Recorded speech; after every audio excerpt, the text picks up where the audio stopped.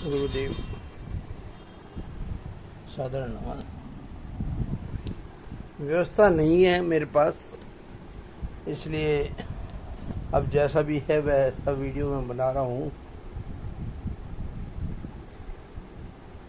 बहुत ज़्यादा अब क्या कहूँ कि उस स्थिति में हूँ कि जब कुछ समझ नहीं आता। आपकी कृपा से, आपके आदेश से हमने गौशाला शुरू की थी और धर्म पूर्वक लगातार करते आ रहे हैं और आप साक्ष्य हैं कि हम लगातार लड़ते हुए, क्योंकि लड़ते हुए से मतलब यह संघर्ष हमारे साथ सदा बना रहा, लेकिन हमने कभी भी धर्म और सच्चाई और सेवा को नहीं छोड़ा।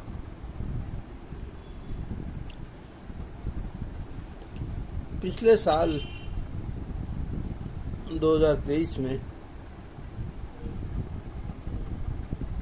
दिल्ली के गीता कॉलोनी क्षेत्र में, जहाँ पे हमारी गौशाला एक गोचर भूमि पे थी,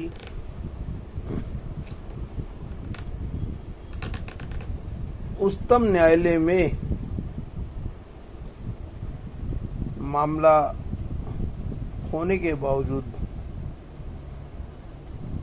7 जून 2023 को उच्चतम न्यायालय में सुनवाई होनी थी और 29 मई 2023 को शासन प्रशासन दल बल समेत आया और गौशाला को विध्वंस कर दिया। उसने कहा हमारे को इससे कोई मतलब नहीं कि क्या तारीख है, क्या नहीं है और क्यों है। अगर कोई स्टे है तो दिखाइए। और जो कुछ हुआ वो बहुत ही दर्दनाक था। मुझे और बहन को उठाकर हिरासत में ले लिया गया और सबसे पहले 21 ऐसी गायें जिनके अबोध बच्चे थे, 2-2, 4-4 दिन, 10-10 दिन के, उनको बगैर बच्चों के उठाकर निगम द्वारा एक ऐसी जगह पर ले जाया गया जो कि नर्क को भी, उसे नर्क भी कहना, नर्क को गाली देनी हो। उस दिल्ली प्रदेश के रहम पर चलने वाली गौशाला है जहाँ पर 3000 गायें हर महीने मर जाती हैं और ऐसी दुर्दशा होती है कि जेसीबी से उन्हें उठाना पड़ता है।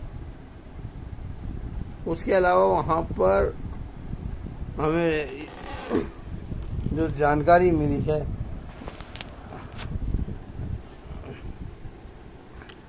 गायों को तो बेचा ही जाता है,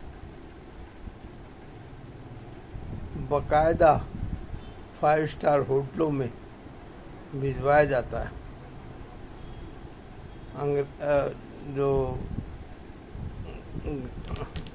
गाय का मीट खाने वाले हैं उनका देसी गाय सबसे ज़्यादा पसंद है। एनी हाउ, अब हमने कोई ऐसी गलती तो की नहीं थी। राष्ट्रपति महोदय और प्रधानमंत्री से अपील की थी कि आप हमें या तो कोई और जगह उपलब्ध करवा दे या 31 मार्च 2024 तक का समय दें ताकि हम इन्हें कहीं पर ले जा सकें, अथवा कम ब्याज का पैसा दें ताकि हम इनके लिए जगह खरीद सकें। लेकिन दोनों द्वारा, मुख्य सचिव दिल्ली और मुख्य सचिव उत्तर प्रदेश को कार्रवाई हेतु भेजा, परंतु वही हमारे शासन प्रशासन की कमी उठाकर कूड़े के ढेर में डाल दिया गया।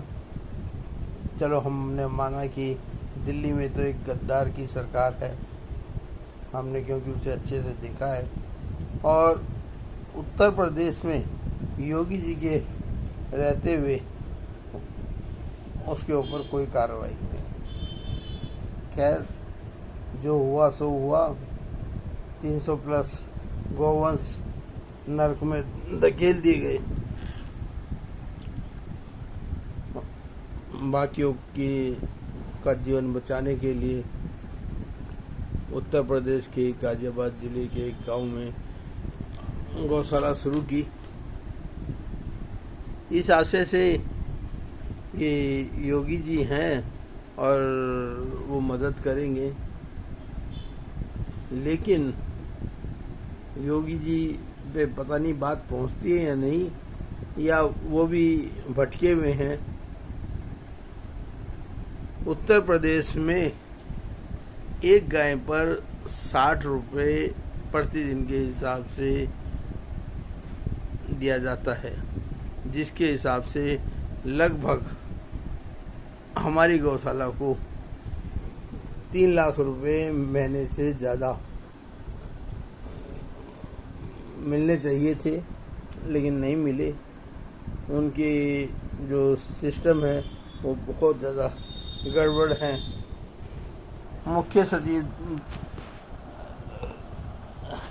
उत्तर प्रदेश ने लगभग 3 महीने पहले आदेश दिया, फ़ोन पर आदेश दिया कि CVO chief vigilance veterinary officer से आप मिलिए और हम आपके लिए कुछ ना कुछ देखते हैं, कुछ करा देते हैं। मैं मिला, लेकिन वही ढाक के 3 पात, स्पष्ट तौर पर मना कर दिया गया। खैर, कोई बात नहीं, हम तो संघर्ष कर ही रहे हैं। हम जिस जगह पे रह रहे हैं, जहाँ पे हमारी गौशाला है, हमारे नरभक्षी कुत्तों का आतंक है। लगभग इन 1.5 साल में 150 से ऊपर गौवंश उनका शिकार हो चुके हैं। अब पापी तो हम बन ही जाते हैं ना, दोस्तों हमारे ऊपर आएगा। हमने व्यवस्था की हुई है, लेकिन चोर तो चोरी होता है। ऐसे ही वो नरभक्षी हैं, वो कहीं ना कहीं से रास्ता निकाल लेते हैं। खैर, जो भी है, हम ये भी नहीं चाहते कि उन बेचारे कुत्तों को भी मरवा दिया जाए, क्योंकि उससे कोई समस्या हल नहीं होगी।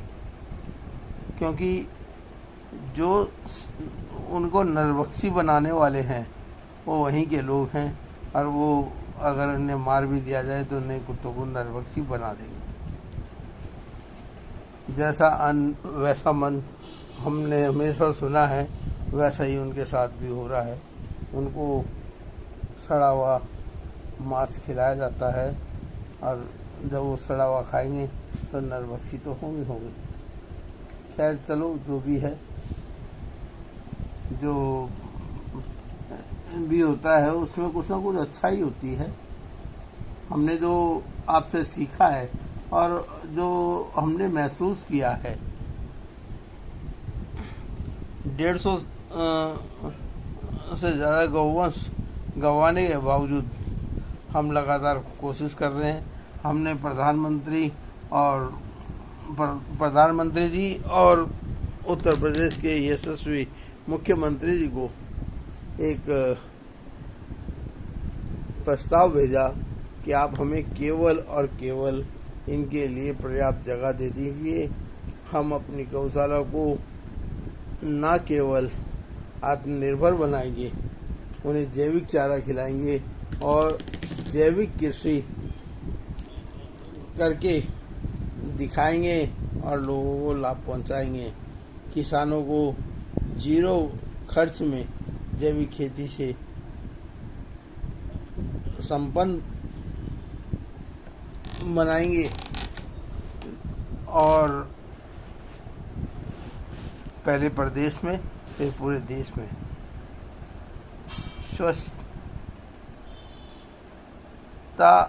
स्वच्छता और निरोगी का हमारा मेन मकसद रहेगा, क्योंकि हम राजीव दीक्षित जी के बताए रास्ते में चलने वाले हैं और उनको जो है लगभग 25 साल पहले कुछ स्वार्थी लोगों ने, अब देखिए जी, अब करने वाले बेशक से विदेशी हो सकते हैं, लेकिन जो मेन मकसद था आम आदमी पार्टी को दिल्ली में सरकार दिलानी, और वो तब तक संभव नहीं था जब तक राजीव जी रहते। इसलिए उनको मार दिया गया या मरवा दिया गया, और उसके बाद उन्हीं के मुद्दों को लेकर आंदोलन हुआ और इनको सत्ता मिली। लेकिन सत्ता मिल जाए, लोगों का मन थोड़ी बदलता है। जो व्यक्ति नौकरी करते हुए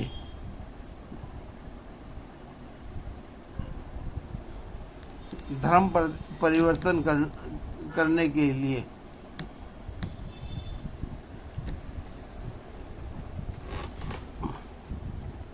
पहुंचाया गया और धर्म परिवर्तन कराया, उसके बाद